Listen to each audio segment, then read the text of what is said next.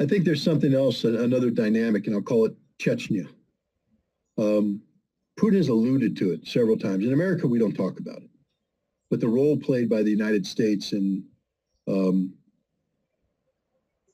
creating the Chechen conflict and then sustaining the Chechen conflict and trying to use the Chechen conflict as a mechanism of dismembering Russia. You see, if we could create a crisis in Chechnya that caused the Chechen Republic to become independent of Russia, we have now created a template that can be repeated in Udmurtia, Bashkiria, the Tatar Republic, maybe Buryat, maybe others. We could cause Russia to break apart. That was the goal and objective, because we don't want Russia, this big, large expanse, to have all of the resources that they have.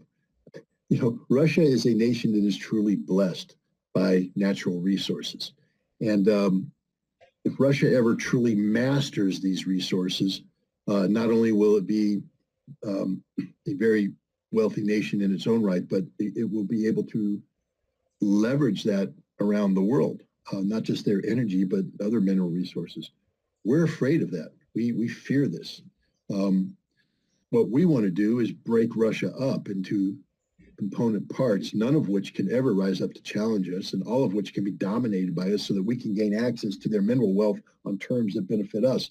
Remember, America is a nation of what, 340 million people? When you compare that to what's the population of the world now, over 7 billion, coming close to 8 billion. So we are literally this much of the world's population, but we consume 20+% of the world's resources. How does that work? We don't own all those resources. We have to go out and get those resources. How do we do that? Do we do it by being your friend? Or we do it through an empire colonial relationship where we treat you as servants of America? See, we want Russia to be a perpetual colony, and the various Russian components to be colonies of America, where we get their resources and then we throw some bones at them to keep them happy, but they'll never be strong. And Putin says no.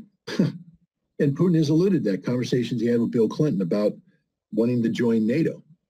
And when he talked about that, and Clinton said, he said, of course he rejected me because of Chechnya. We know what they were doing in Chechnya. And remember, the Chechen conflict continued up until 2005. And who was the president of the United States during this time? Yeah. George W. Bush. So be careful reading Western narratives, because the idea that Putin took the measurement, that comes from Bush. Bush is the one who said, I stared into his eyes and I saw his soul. Putin was staring into Bush's eyes, probably saying, you're a lying sack of manure, wanting to be my friend, but I know what you're doing. I know what your CIA is doing. We're not stupid. We know what your plans are. How can you sit here and talk to me about being friends when we know you're conspiring behind our backs to rip our country apart? But Putin also knew that Russia at that point in time was weak, couldn't stand up to America totally on its own, had to play the game. And so that's what Putin was doing. He was buying time. He never surrendered, but he never fully declared it, because he can't.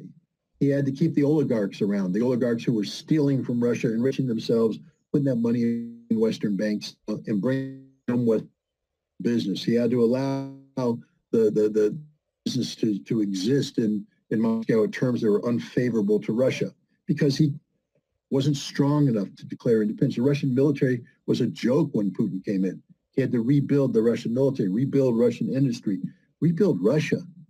The decade of 1990s, it collapsed Russia. Putin had to bring it back up. It takes time. But gradually you saw Putin remind people of the realities that they were dealing with. 2005, April, before the Russian Federation, speaking of the collapse of the Soviet Union being one of the greatest tragedies of the last century. Why? Because millions of Russians, or tens of millions of Russians overnight, became homeless, stateless. And as the Russian leader, he can't allow that. He let the world know, I'm going to take care of the Russian people, the Russian nation. 2007, the Munich Security Conference, he put the world on notice that they no longer get to dictate. Who are they to dictate? Do you not know what you did in Iraq, he told them. Do you not understand the consequences of your actions? But clearly the West didn't. And on and on and on. Putin spoke, told the world what he planned on doing, what he saw, how he was going to respond to that. He was honest the whole time. So this notion that, Putin was betrayed by the West, I don't think Putin was betrayed by the West, because the West was always betraying Putin. How can you betray somebody when the status quo is betrayal? Betrayal means that you're putting out some false hope and then you do something different. I don't think Putin ever bought into the lies and the false promises he was being told by the West. I think he always knew from day one that this moment in time would come where Russia would have to divorce itself from the West. But Russia couldn't do that early on. Russia had to stand on its own 2 feet. And I actually think that Putin was still hesitant when to Ukraine.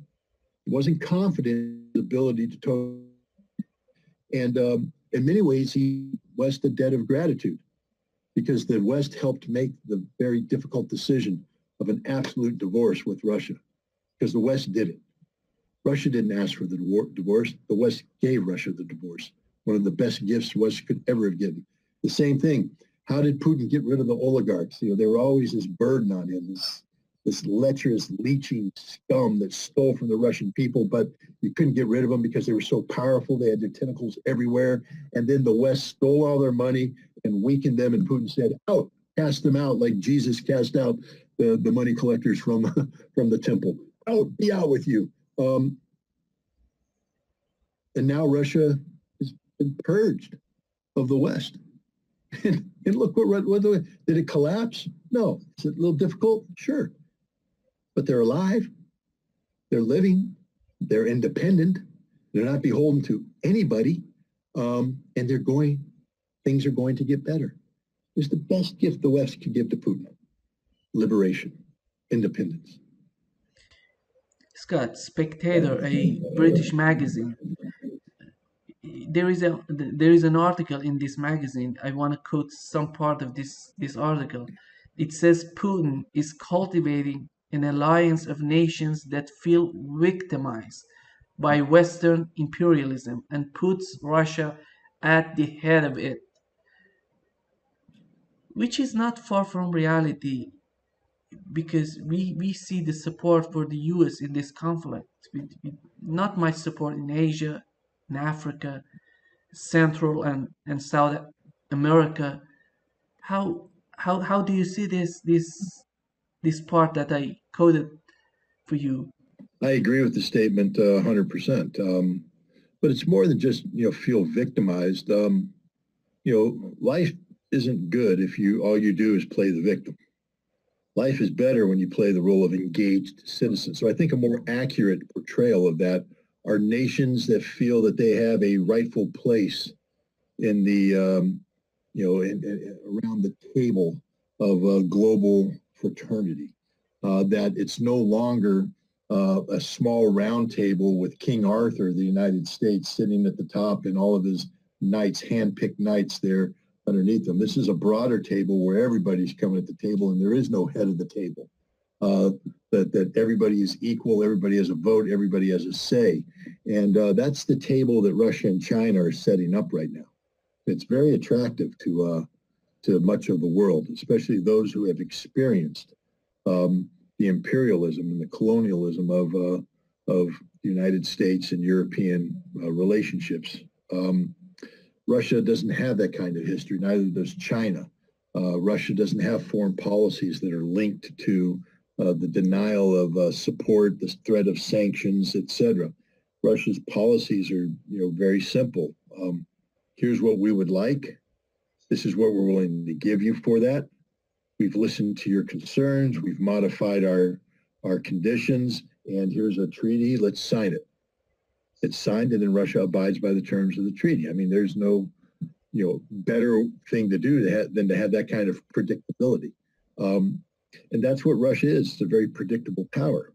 The United States and Europe, on the other hand, are very unpredictable. The only thing that we can predict is that if the United States gets involved and touches you and claims they're there to help you, you're probably going to die, because the United States isn't here to help anybody.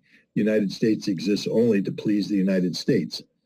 So I think that, the notion that Russia is not going to be isolated by the majority of what we call the developing world or the newly developed world. The United States is waiting in vain, I think, for that to happen, and I don't believe that's going to happen.